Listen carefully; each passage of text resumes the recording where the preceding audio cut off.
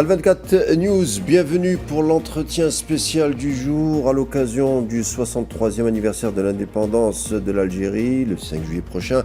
Occurrence phare pour nos consulats à l'étranger, comme ceux de France, de marquer l'événement avec des festivités de toutes sortes. Et ici sur Al24, on a voulu devancer les festivités en quelque sorte pour discuter justement de cette fameuse relation algéro-française qui a fait couler beaucoup d'encre rien que ces derniers mois. Où en est-on justement concernant cette relation? Se dirige-t-on vers une accalmie? Cela en a tout l'air. Qui a intérêt surtout à faire dévier le vecteur diplomatique entre Paris et Alger? Et qui sont ceux qui au contraire misent sur le futur? Car on ne parle rien de moins que de deux pays au passé entremêlés certes, mais également avec un avenir et un voisinage qui demeurera quoi qu'on en dise.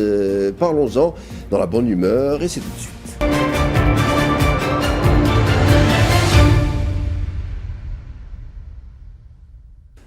Relation algéro-française, tellement de choses à dire, si passionnées, tumultueuses, complexes, c'est très difficile d'être objectif, parfois avec des affects qui ne manquent pas de part et d'autre d'ailleurs.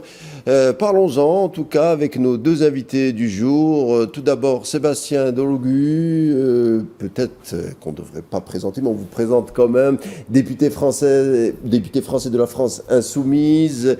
Vous êtes ces derniers temps démarqué sur pas mal de combats, pas mal aussi de positionnement sur des sujets internationaux, mais également de politique intérieure et qui touchent notamment au sein de la relation algéro-française. On va en parler. Bienvenue. Merci beaucoup, c'est gentil, je suis honoré que vous me recevez aujourd'hui. L'honneur est nôtre et également avec nous Saad Lanani, député des Algériens à l'étranger, notamment en l'occurrence en France. Bienvenue également.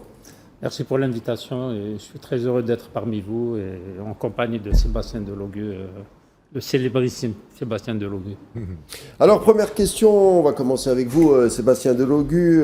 Vous êtes en train d'achever une visite de 5 jours en Algérie. Vous êtes attendu au Parlement. Hier, vous étiez à un rendez-vous économique, je crois, qui était axé sur le développement durable. Alors première question, quelles ont été vos impressions au cours de ce séjour ? Écoutez, moi j'ai été extrêmement bien reçu. Je vous avoue que, ayant mes racines ici, puisque je le rappelle quand même, ma famille a vécu à Oran et j'ai un héritage familial ici, puisque mes ancêtres étaient donc algériens. Et l'accueil que m'a aujourd'hui donné le peuple algérien est franchement fabuleux et je les remercierai jamais, je ne l'oublierai jamais. Et puis on a pu aller dans de nombreux endroits qui ont montré la richesse du peuple algérien. Donc vous avez reçu une sorte d'accueil chaleureux. Et vous connaissez Alger ou pas ? Jamais. C'est la première fois que je suis venu et d'ailleurs je suis accompagné de ma maman qui a absolument voulu venir et avec laquelle nous sommes restés un instant sur la tombe de nos ancêtres à Oran. Donc c'était un passage qui a commencé par des émotions extrêmement fortes et qui a fini par une chaleur humaine extraordinaire dans l'accueil que j'ai pu avoir. Alors justement, vous avez entendu Sébastien Delogu lors d'une interview, vous avez dit que vous êtes là pour recréer du commun. Non pas créer, mais recréer du commun. Pourquoi est-ce que vous sentez que ce commun entre Alger et Paris a été quelque peu écorné, fragilisé, ciblé? Pourquoi utiliser cette expression? Parce que nous avons un héritage commun. Les Algériens et les Français avons tous deux des liens qui soient familiaux, qui soient aujourd'hui historiques, puisque de nombreux, c'est des millions de personnes sont aujourd'hui liées par le mariage, par la famille, par le travail, par l'amitié entre les deux peuples. Et nous devons aujourd'hui, face à on va dire une politique clientéliste qui essaie de faire comprendre à la population française qu'il y a une problématique avec l'Algérie, qu'il y a une guerre entre les deux pays, ce qui n'est absolument pas vrai, parce que vous avez énormément de personnes qui sont sensées et qui comprennent qu'il y a quand même certains politiques qui sont un peu dans la nostalgie de la colonisation, comme l'alliance des droites avec l'extrême droite, qui estiment qu'ils ont peut-être raté la colonisation ici, et donc ils ont perdu des profits immenses. Ce qu'il est important de comprendre, c'est que la France a subi des révolutions, comme en 1789 et en 1962, ici en Algérie, il y a eu les mêmes révolutions. Et il faut en être fier, et il faut dire qu'aujourd'hui, il y a une autre voie en France qui existe, celle de la souveraineté, du droit international et du respect des peuples.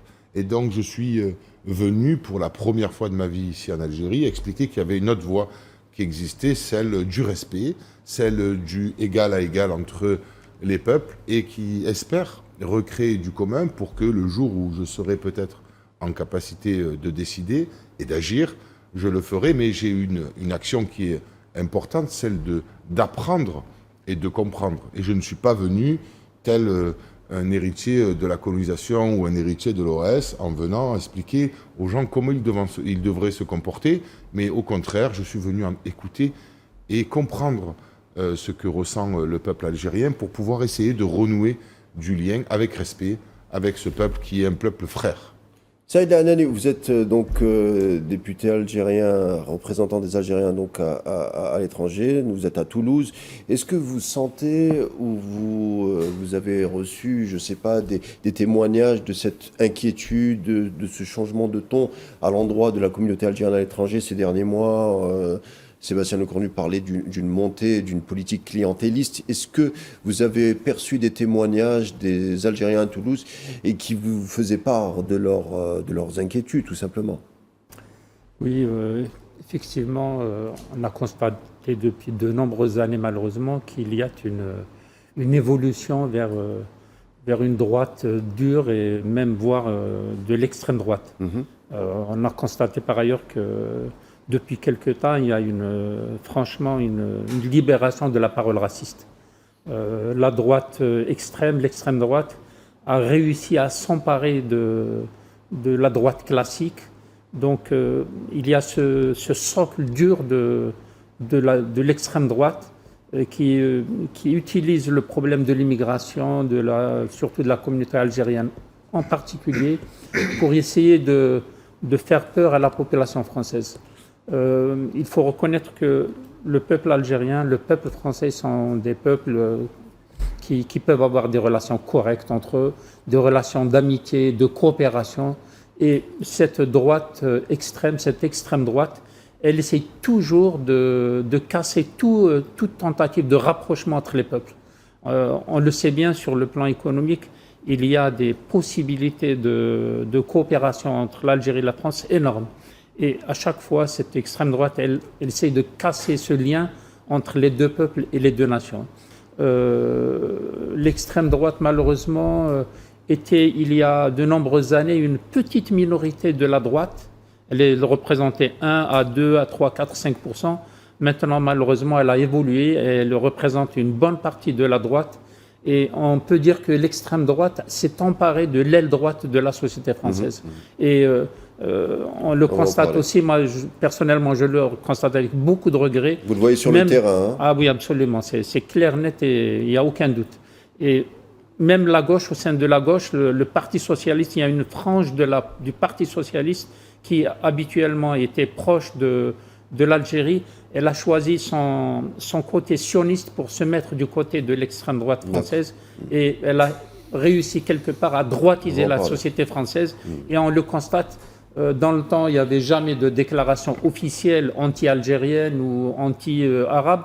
Et là, il y a même des déclarations officielles qui font franchement peur. Vous dites qu'on est face à un tournant. Absolument, c'est un virage et il y a une recomposition du paysage politique français. Alors, Sébastien Delogu, selon certains médias, vous incarnerez ce qu'on nomme l'islamo-gauchisme. On entend souvent ça, l'islamo-gauchisme. Alors, votre choix de se rendre en Algérie avec vos formules de sympathie qu'on vient d'écouter à l'instant ne vont pas arranger vos affaires, puisqu'on va encore sans doute vous adouber de cette expression d'islamo-gauchisme. Ça veut dire quoi, islamo-gauchisme? Ça veut rien dire du tout, puisque aujourd'hui, n'importe quel politique doit respecter le principe de la laïcité et le principe que les peuples ont le droit de pratiquer une religion s'ils le souhaitent. Donc du coup, il faut mettre les choses en œuvre pour que chacun ait la possibilité de faire ce qu'il veut, du moment que ça n'entrave pas la République. En tout cas, c'est ce que nous appliquons en France. Mais il y a une vision de la société qui amène à ce que, souvent, on nous explique que si on est islamo-gauchiste, c'est que nous sommes pour l'immigration, que nous sommes des gens qui prenons que la défense des musulmans. Or, pour ma part, je me suis rendu en Arménie pour défendre le droit international, que j'ai fait d'ailleurs et dont j'étais le seul représentant d'une nation à ce moment-là à m'être déplacé au Haut-Karabakh quand le droit international a été violé par le gouvernement de l'Azerbaïdjan, qui était un pays musulman. Oui. Et donc j'ai pris la défense des chrétiens d'Orient, mais j'ai pas pris la défense d'une religion, j'ai pris la défense des peuples, et par la suite du droit international. Je me range toujours derrière les décisions de l'ONU, ce que j'ai fait d'ailleurs quand je me suis rendu à Rafah, et on m'a expliqué que je faisais du clientélisme et que j'étais un islamo-gauchiste. Mais on peut être très clair sur des sujets, pour finir mon propos. La politique, c'est souvent montrer du doigt les uns et les autres en expliquant que l'immigration tuerait un pays. Mais il n'existe aucun monde sans personnes qui, entre guillemets, migreraient dans le monde. Donc, tout le monde va et vient. Il faut juste mettre en place les conditions pour recevoir les gens et qu'ils puissent se surélever dans la société. Et si tel n'est pas le cas, donc tout se passe mal. Et tout ce que nous essayons vraiment d'expliquer, c'est que quand il y a des migrations, ça enrichit le pays sur plusieurs volets, que ce soit la culture, que ce soit sur l'économie, que ce soit sur l'éducation. Et donc, du coup, il faut arrêter de stigmatiser toujours plus. Mais c'est des petits jeux de personnes de droite qui essayent d'en faire, on va dire, leur petite gamelle politique, mais qui ne mènent à rien, puisque nous montons dans les sondages et nous avons permis de ne pas faire passer cette droite et cette extrême droite au pouvoir dans ce pays. Ça veut dire que quand même ça nous sert en France leur petit calcul de bas étage. Voilà. Quand on parle de l'immigration, ce courant de droite qui fait souvent qui bâtit souvent son récit politique sur l'immigration, on a l'impression qu'en France, les vannes sont ouvertes et qu'on peut émigrer comme on veut, alors qu'il y a des conditions drastiques pour émigrer en France, qui deviennent de plus en plus difficiles. On n'accepte plus, comme par le passé, par exemple, les étudiants aussi facilement, aussi aisément. Et c'est très compliqué aujourd'hui d'émigrer en France, c'est pas facile. Absolument. Les conditions sont vraiment durcies considérablement à l'égard de l'immigration globalement, en particulier l'algérienne aussi. Et moi, j'en ai discuté une fois avec la présidente de la commission de l'amitié franco-algérienne, et je leur ai expliqué que les Algériens, comme toute nation, ils ont le droit de faire des études, de s'inscrire dans les universités, etc. Et on m'expliquait qu'ils avaient peur que les gens s'installent en France. Et je leur dis tout simplement que les gens ils font leurs études, ils s'engagent à revenir dans leur pays. Le problème de l'immigration, en fait, c'est un faux problème parce que moi, C'est un faux problème, pardonnez-moi, mais c'est un problème aussi qui est mal posé parce que on se rend compte quand même qu'il y a une matière grise qui est happée par une certaine politique et certaines politiques universitaires et certaines politiques étrangères. C'est-à-dire que des médecins, des ingénieurs, des bac plus 5, 6, quand ils arrivent en France, ils ont rapidement leur statut administratif. Cette partie-là, on n'en parle pas, alors que pratiquement c'est une hémorragie pour l'Algérie. Nous, quand on parle de l'immigration, on a l'impression qu'on parle de gens sur les boat people qui prennent comme ça la mer et qui vont chercher un Eldorado. On caricature complètement cette problématique-là. Tout à fait. Je vous remercie d'ailleurs de l'évoquer, mais je reviens quand même à la base, c'est que la société française, elle vit malgré tout un déclin démographique. D'ailleurs, il y a un grand criminologue français, je viens d'oublier son nom, qui a écrit un livre sur l'immigration. C'est tout récent, ça date, je pense, d'un mois, de 2 mois ou 3 mois. il a évoqué dans le livre la nécessité, l'obligation pour la société française d'accueillir les étrangers. Et il raconte dans le livre que même l'immigration irrégulière qui est combattue, interdite, etc., c'est une nécessité, c'est un besoin pour la société française pour dynamiser le secteur économique et social et le facteur démographique également.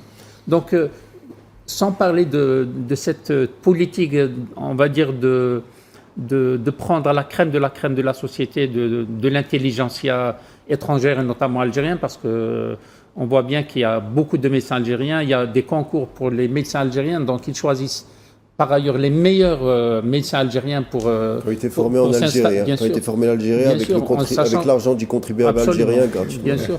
Et c'est le même cas pour les ingénieurs, les informaticiens, les avocats, etc. Toute la sphère intellectuelle a été un peu, on va dire, absorbée par cette société qui a besoin de cette crème de la société. Et en même temps, même la main-d'œuvre, elle en a besoin. Même la petite frange de société immigrée qui a besoin de travailler sur le plan manuel, la France en a besoin. Et c'est terrible, mais c'est une réalité du déclin démographique de la France, parce que la France était la 5e puissance au monde il y a de très nombreuses années. Elle n'est plus la 5e puissance au monde, la France. Il y a beaucoup de puissances qui sont montées après. Pour plusieurs raisons. Alors, vous voulez peut-être faire un commentaire au Sébastien Delogu par rapport à cette crise. Je reviens à cette histoire de crise entre Alger et Paris, peut-être crispation, enfin on hésite un peu sur les mots. Comment vous avez vécu ça? Je pense qu'il est important qu'un lien se fasse diplomatique entre les deux, qui soit plus fort, parce que le peuple franco-algérien souffre énormément de ces invectives, de savoir qui a raison, qui a tort, mais en tout cas, ce qui est sûr et certain, c'est qu'il y a, de l'autre côté de la Méditerranée, en France, des personnages politiques comme Rotaillot qui sont en train de pourrir les relations entre les deux pays.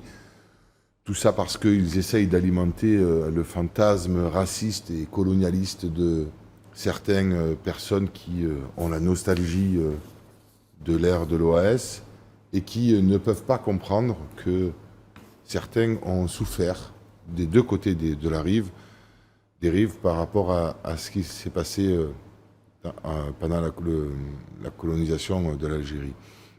Ce qui m'importe de dire, et je vais parler d'un sujet qui est très brûlant en France, c'est parler du système des OQTF. C'est un système qui aujourd'hui n'est qu'un produit de communication, rien de plus.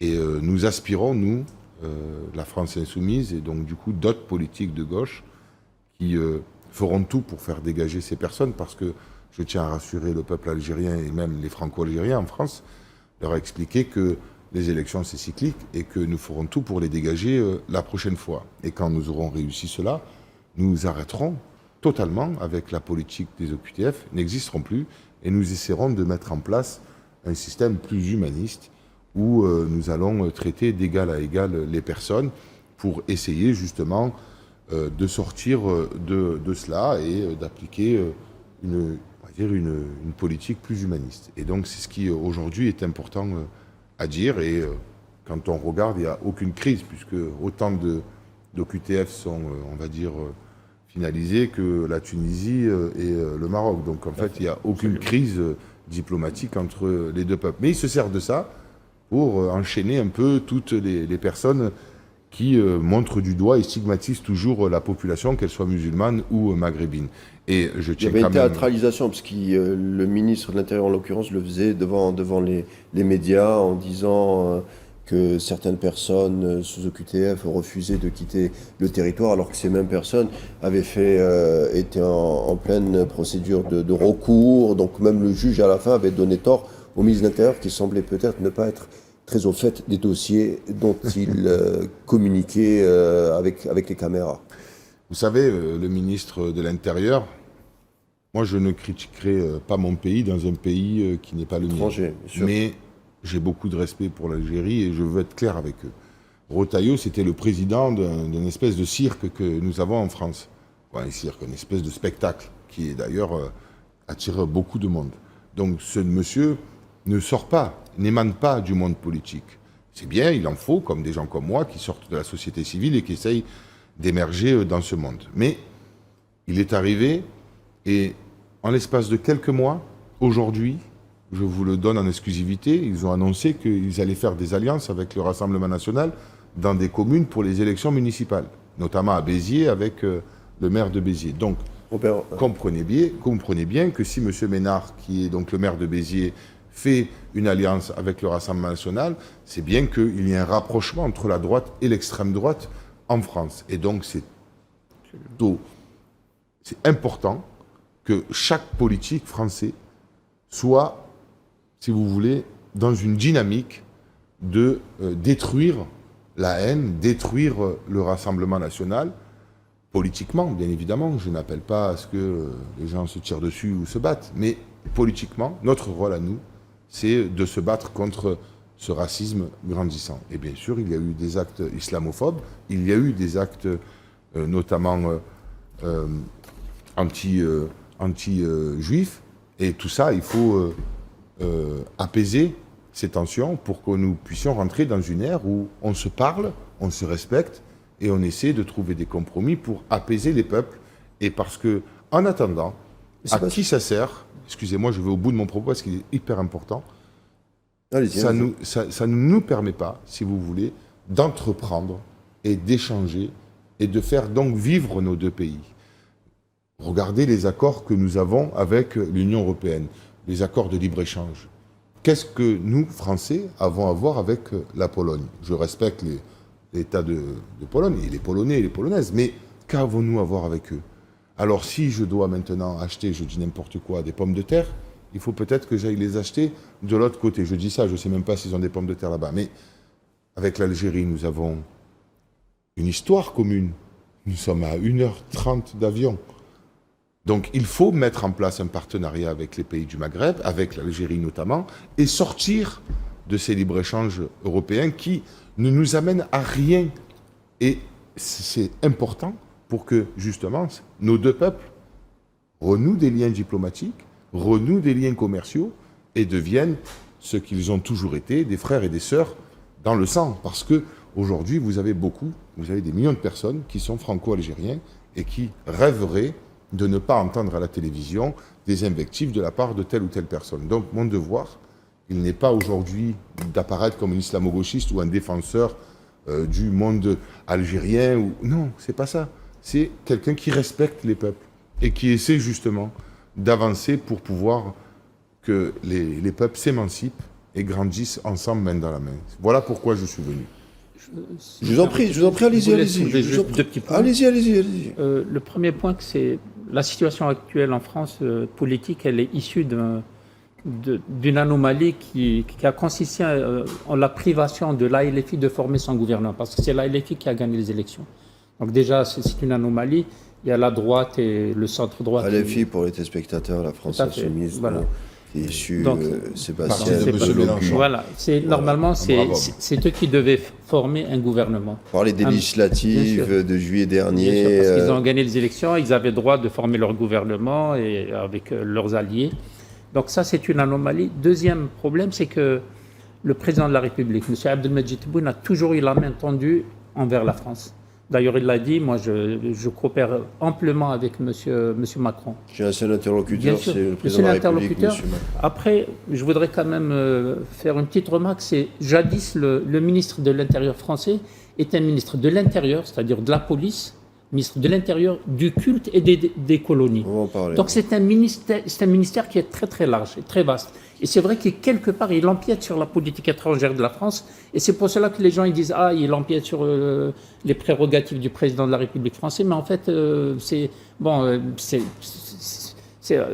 la politique française qui est comme ça. Donc, mais quand on voit les derniers ministres de l'Intérieur français, Retailleau, Darmanin, un certain Nicolas Sarkozy...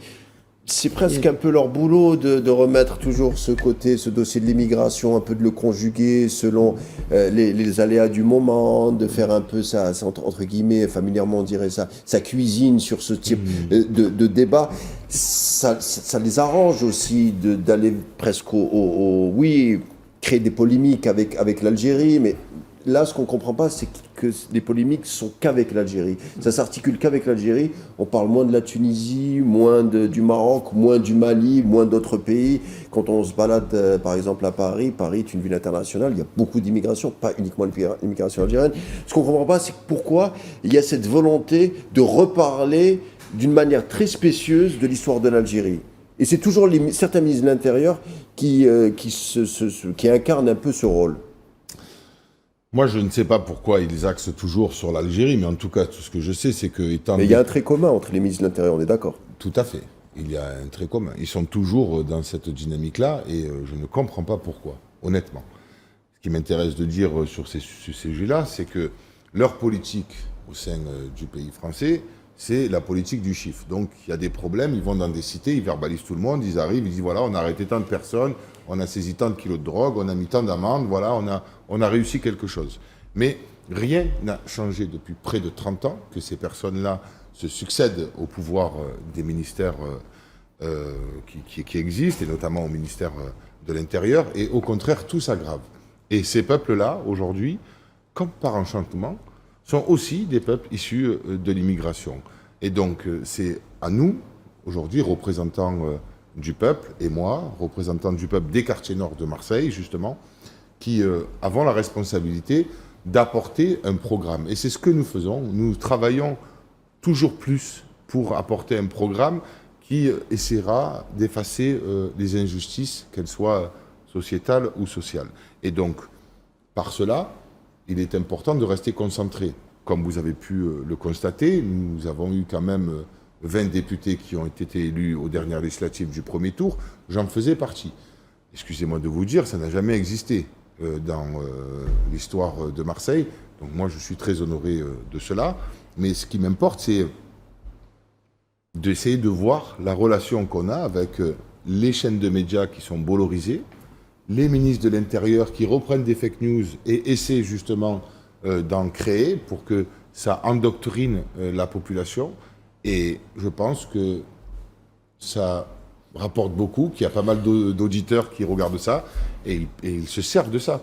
Et ils ne traitent pas les réels problèmes des gens qui sont peut-être des gens qui ont faim, des gens qui sont dans des situations, dans des appartements insalubres ou des problèmes de transport, etc. etc. Donc, on a vu dans les sondages, la première inquiétude des Français, c'est le pouvoir d'achat et la paupérisation. Ils agitent des sujets qui ne permettent pas de, en fait, réellement s'attaquer aux problèmes que la population rencontre. Alors on s'est posé la question, on s'est dit, est-ce que vraiment l'extrême droite existe en France? En tout cas, est-ce qu'il y a une percée de l'extrême droite? On entend souvent ces débats ici ou là, donc on a voulu le savoir. Et puis on se rappelle d'une soirée, c'était en mars, le 27 mars, une soirée qui s'intitulait Agir ensemble, sous thématique réarmement moral de la nation contre l'islamisme. C'était le 27 mars à Paris.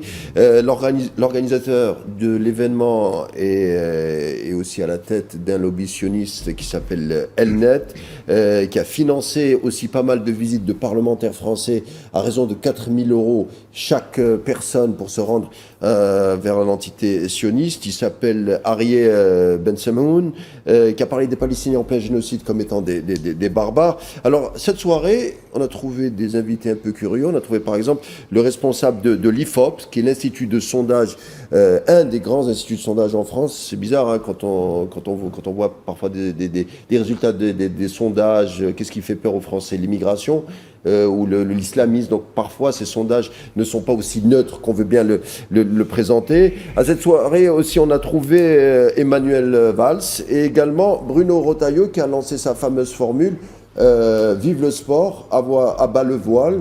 C'est là où on se rend compte que peut-être qu'il a une compréhension un peu spécieuse de la laïcité, puisque la laïcité, c'est la neutralité des institutions publiques par rapport à toutes les religions, sans exception. Et on voit que Retailleau, là, peut-être dévie de sa route.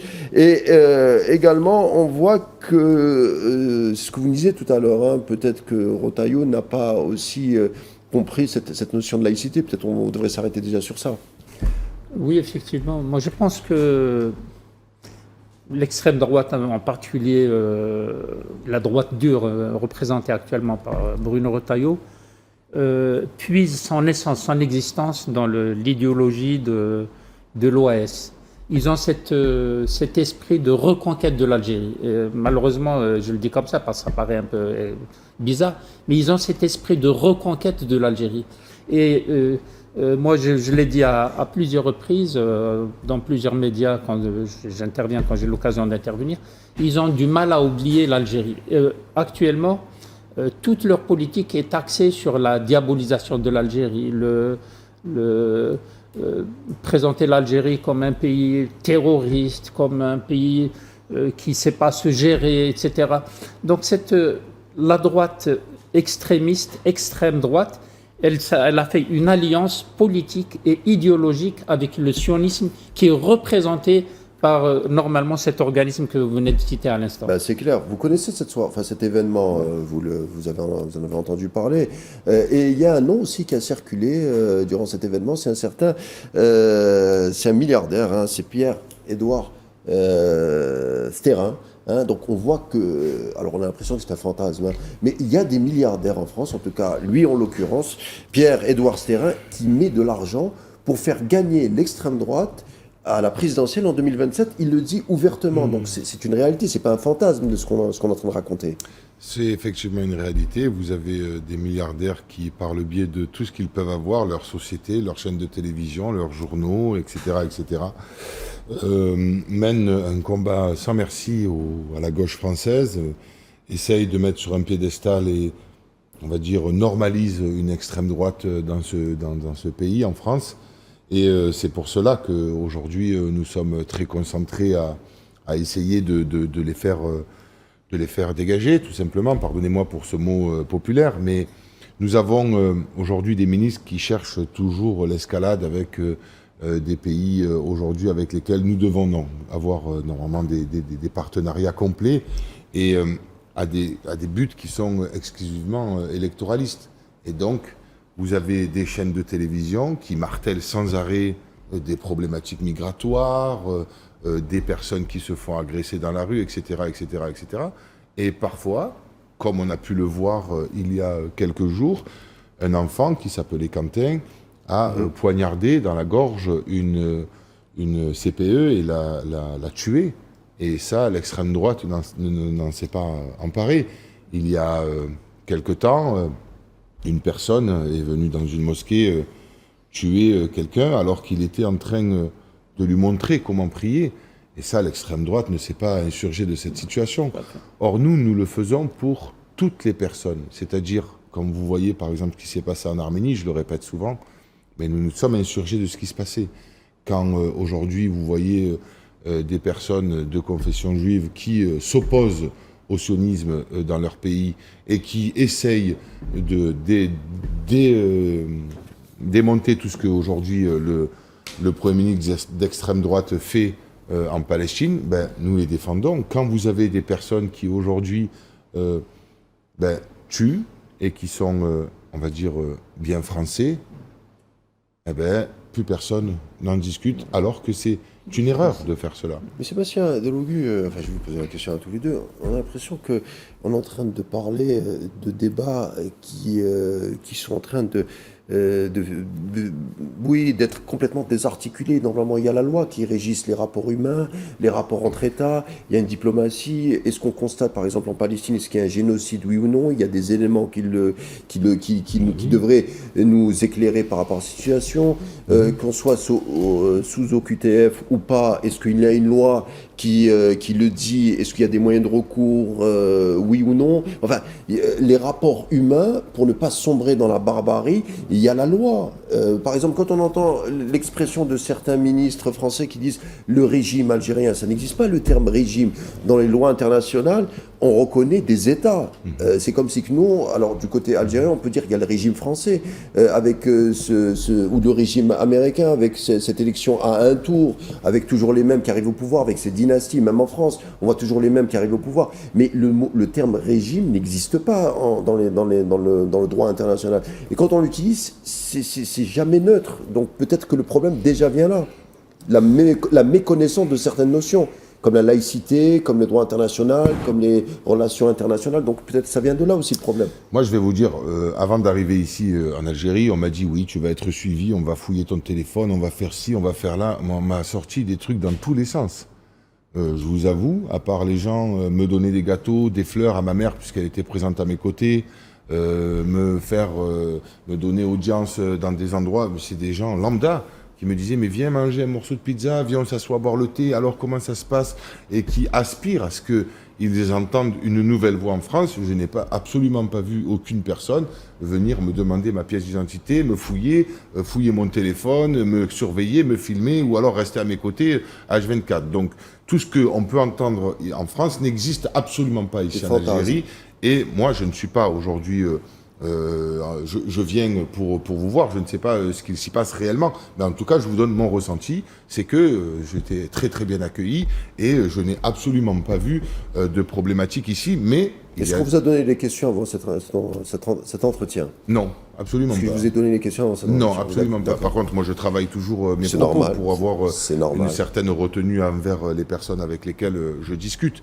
Tout à l'heure, vous parlez de droit international. La voix de la France s'affaiblit parce que, justement, elle ne veut pas faire respecter le droit international. Quand je dis elle ne veut pas faire respecter, c'est qu'elle ne reconnaît pas aujourd'hui que l'extrême droite israélienne, par le biais de son armée génocidaire, est en train de créer un acte génocidaire en cours. C'est pas nous qui le disons, c'est la Cour pénale internationale. Moi, je suis le premier élu en France à avoir dit qu'il y allait avoir un génocide à Gaza. Je suis parti sur place et on a pu voir que l'aide humanitaire est complètement bloquée. Donc, il y a des éléments qui sont extrêmement importants.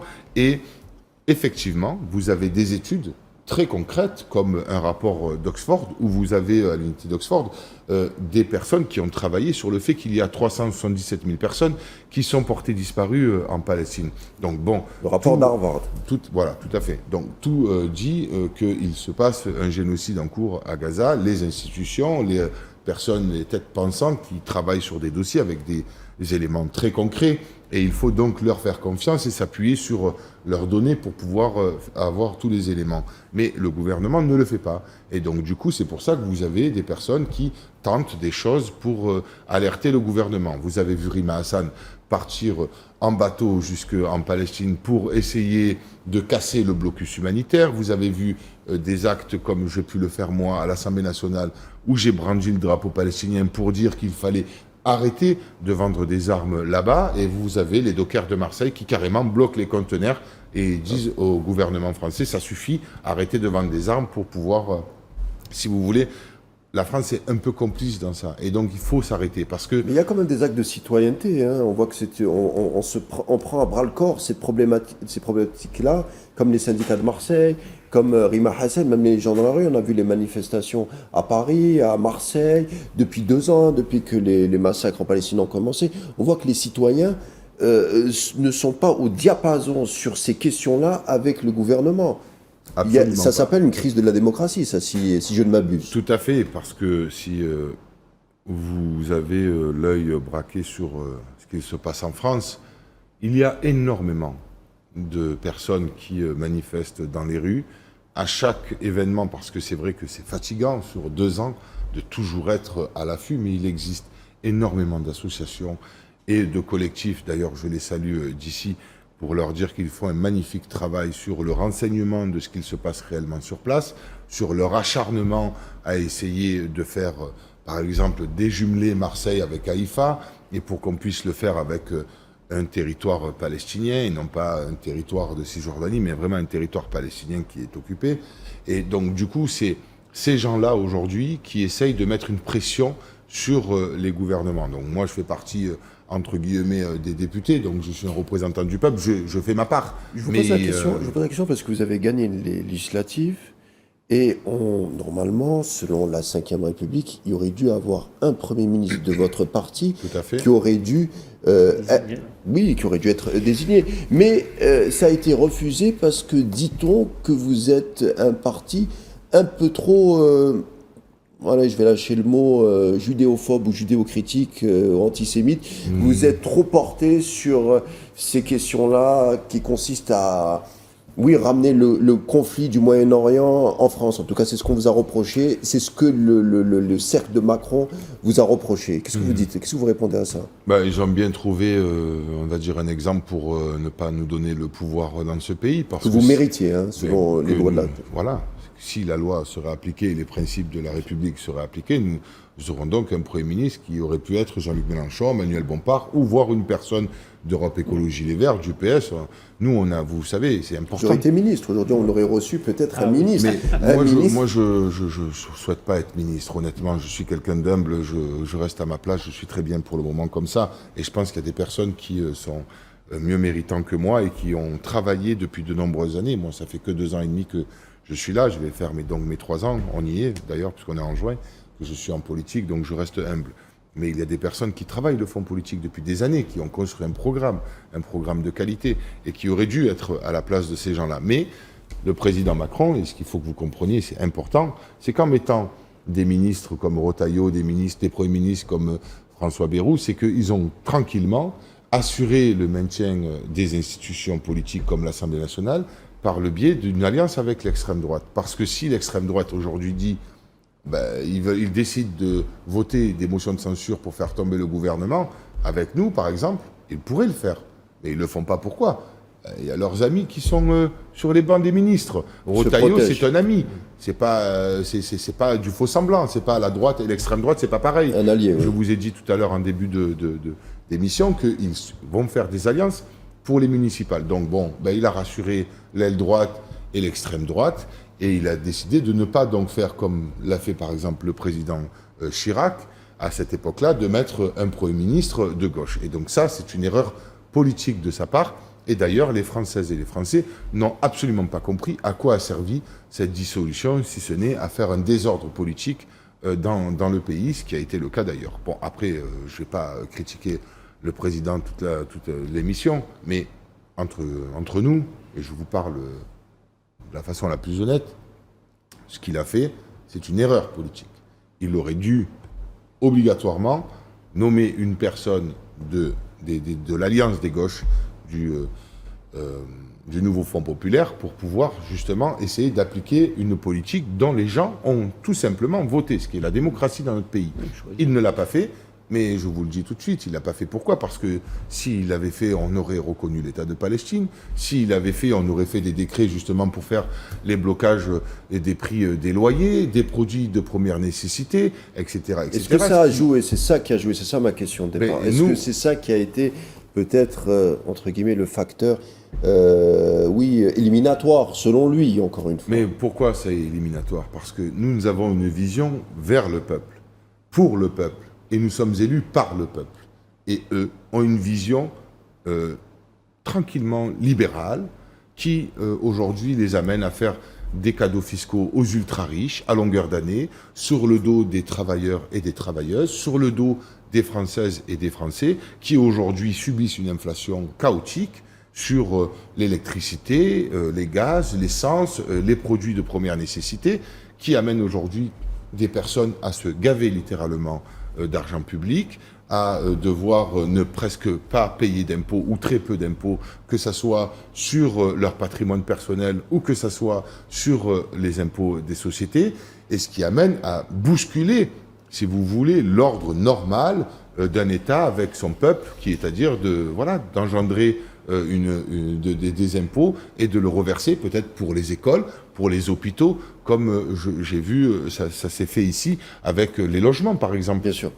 Saïd Ladani, les consulats en Algérie ont été parfois accusés, ciblés d'organiser des meetings politiques concernant ce qu'on a appelé tout à l'heure l'islamo-gauchisme. Vous avez dû passer des séquences des derniers mois assez compliquées avec les affaires des OQTF, les sorties du ministre de l'Intérieur et cette crispation des relations entre Alger et Paris. Ces derniers mois n'ont pas été de tout repos pour vous, ou je me trompe? Non. Écoutez, moi je voulais juste remettre les choses dans l'ordre. Le fait qu'il y a à peu près 8 millions d'Algériens en France, ça veut dire que le peuple français est quand même accueillant.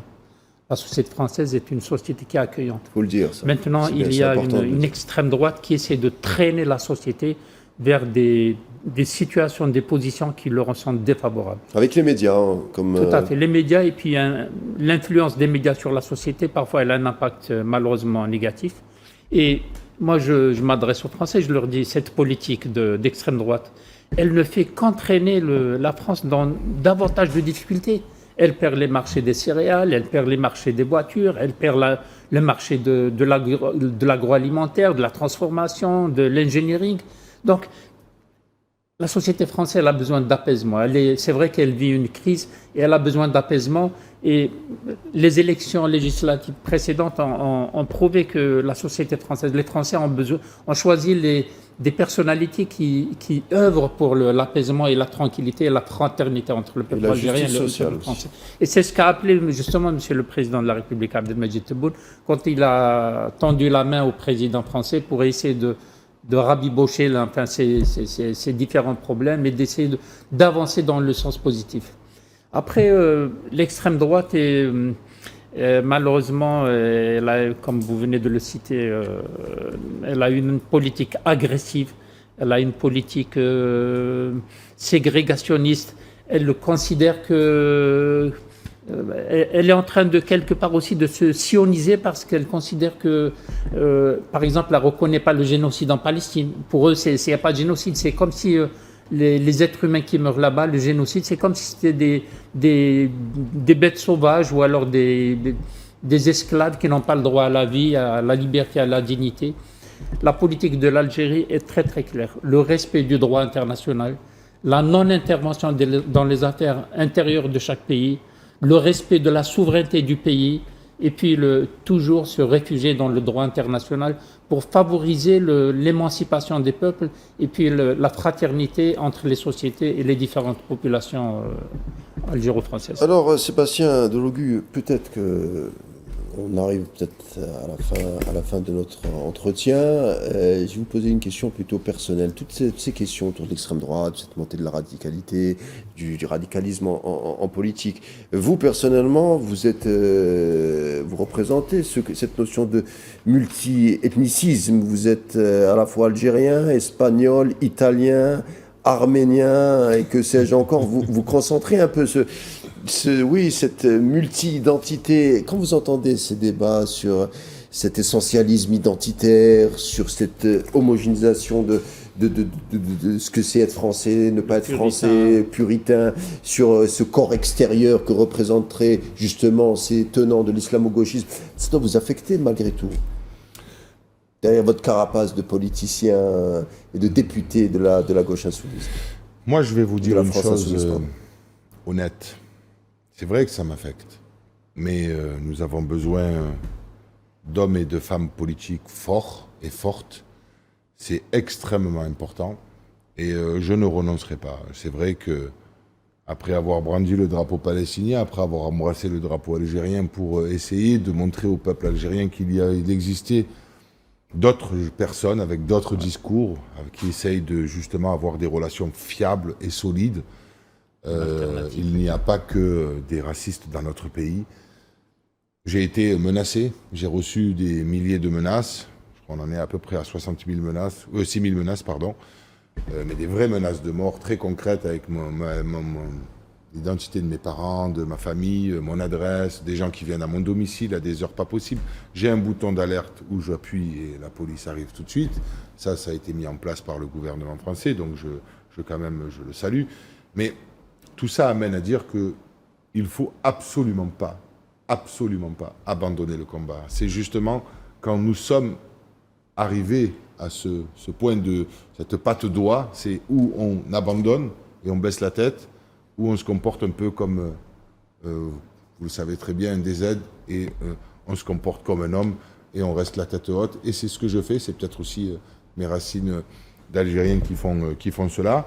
Et de toute manière, quoi qu'il en soit, je ne baisserai jamais la tête et tout le monde est au courant de ça. Et au contraire, j'affronte et j'essaye même de bousculer les mentalités, de leur faire changer d'avis. Je me rends des fois et parfois à Marseille dans des endroits où tout le long de la rue, on sait que tout le monde est à peu près a des idées racistes dans la tête. Mais je vais les aider. On va avec des jeunes de quartier, on va planter des arbres, des fleurs, on nettoie leur terrain de boule qui est complètement abandonné, il n'y a pas d'éclairage, on change les ampoules. Ce n'est pas mon devoir de député de la nation de le faire. Mais décrisper les humeurs et les tendances. Voilà, mais d'organiser la population à s'émanciper et à se surélever dans la société, c'est un devoir pour tout être humain de le faire. Et donc, je passe hors cadre politique et on fait changer les mentalités. On bouscule les codes et on va y arriver. Moi, je reste très positif sur ce qu'il se passe en France. Et ce sera le mot de la fin, signé Sébastien Delogu, qui nous a fait l'honneur de nous rendre visite, député de la France Insoumise. Merci d'avoir été avec nous. Bonne fin de séjour en Algérie, j'espère vous revoir bientôt. Je tiens à remercier aussi Saad Lanani, député algérien, député des Algériens à l'étranger. Merci de nous avoir rendu visite. Merci à vous. L'entretien spécial sur Al 24 News arrive à sa fin. Merci de nous avoir prêté attention. Tout de suite, la suite des programmes sur notre chaîne. Portez-vous bien et bon courage.